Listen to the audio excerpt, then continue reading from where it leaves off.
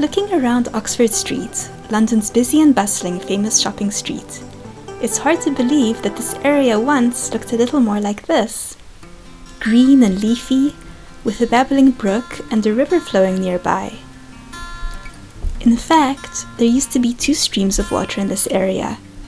Tyburn River, which used to cross Oxford Street here at Stratford Place, and Tyburn Brook. The nearby Brook Street, which is just south of Oxford Street, is named after Tyburn Brook, which used to be here. The river has since been culverted, which means it's been diverted to flow underground.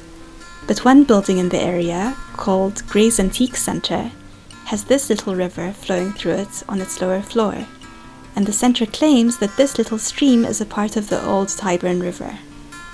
Because of the Tyburn River, Tyburn Brook, and because the general area here was once known as the village of Tyburn, Oxford Street used to be known as Tyburn Road back in medieval times, right up until the 1700s.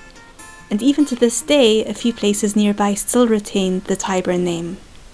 Aside from the Tyburn River, the area's other main notable feature was Tyburn Tree, and this plaque near Marble Arch marks where it used to stand. Why would a tree make this area notable? Because Tyburn Tree was actually the name of the ominously looming gallows that used to stand here. From 1108 and all the way into the late 1700s, this was a hanging site where the death penalty was publicly served to criminals or to anyone who displeased the service of justice at the time.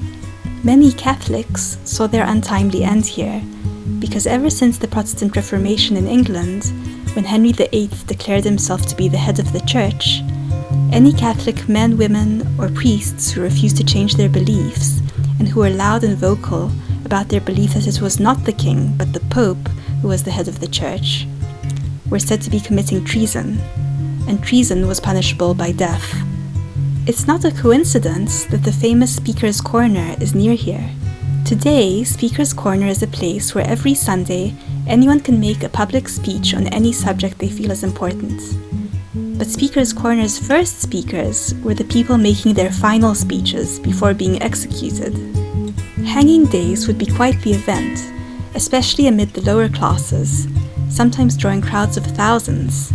Theatre-like stands with seats were erected around the gallows, and people would pay 2 shillings 6 to come and watch the spectacle as an entertaining day out.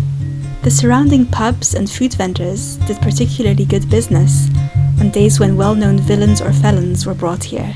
Tyburn Tree's grim history aside, how did this area of Tyburn and Tyburn Road come to be called Oxford Street?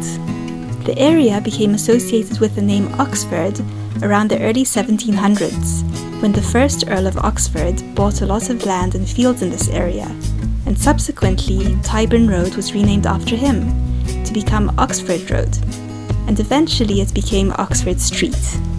The title, the Earl of Oxford, is only one of many titles that this family is associated with. The family behind the title is the Harley family, with the first Earl of Oxford being a man called Robert Harley. A lot of the streets surrounding the Oxford Street area are named after this family and their associated titles and connections. Harley Street, which is today known as a hub of medical practice, is named after the Harley family surname. Wimpole Street was named after the Earl of Oxford's beautiful mansion residence in the countryside, Wimpole Hall. Wigmore Street is named after another Harley property, Wigmore Castle, near Wales, of which only ruins remain today since the castle was demolished during the Civil War in the 1600s.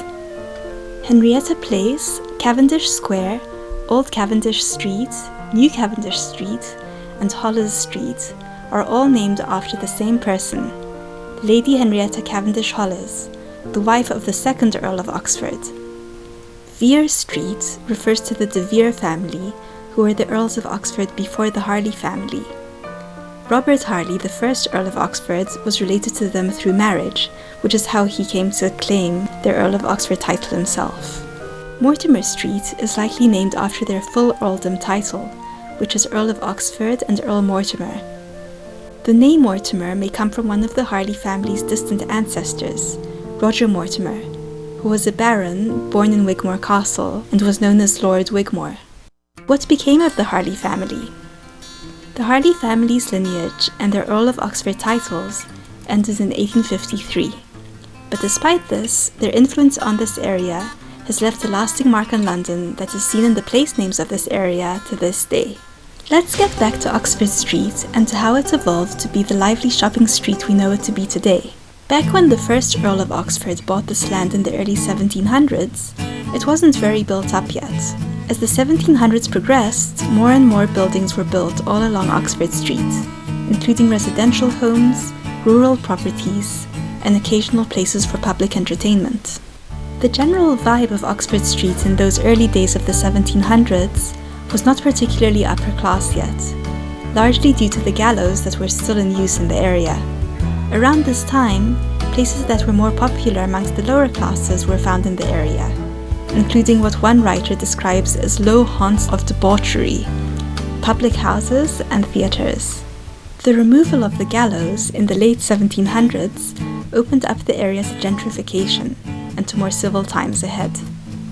More elegant and stately buildings were built to replace the rural and residential buildings, and people from the higher classes of society began inhabiting properties here at this time. The area's past was still fairly fresh in the minds of the locals, so although the area did become more acceptable for higher classes to inhabit, it was still not embraced by the uppermost crust of society, but rather, one writer tells us, it was for the nobility of yesterday, ex-lord mayors and people of that sort. The area's development into a shopping area started happening around the early 1800s. It was around 1813 to 1825 that the connecting Regent Street was created, with the intention of this street being a commercial street for shops. Pretty quickly, shops started spilling over into Oxford Street too, with many small shops popping up like booksellers, drapers, cobblers, furniture shops, shoemakers, and goldsmiths.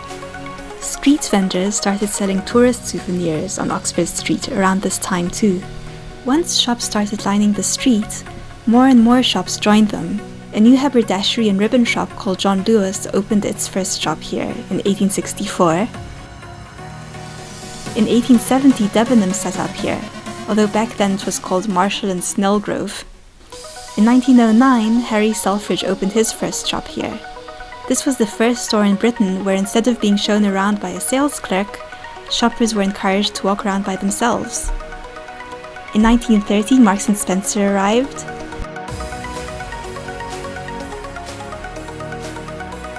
and House of Fraser, then known as D.H. Evans, joined the party in 1932. By the 1930s, there were no more private houses in Oxford Street, and the area had become entirely a shopping street, much like it is today.